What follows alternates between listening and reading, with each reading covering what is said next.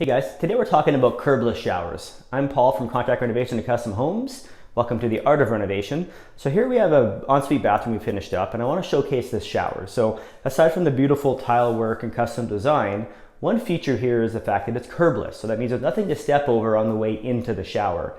Now to accomplish this is a fair bit more work, but it is a beautiful look, and it's also great for people with mobility issues, nothing to step over. So it's very clean transition-wise. So you need to consider your tile format that you've selected. If you have a larger format tile, perhaps you want to go to linear drain. Otherwise, you need relief cuts in your tile. In this case, we have a smaller format of tile, so we can accomplish slope to a standard 4-inch drain.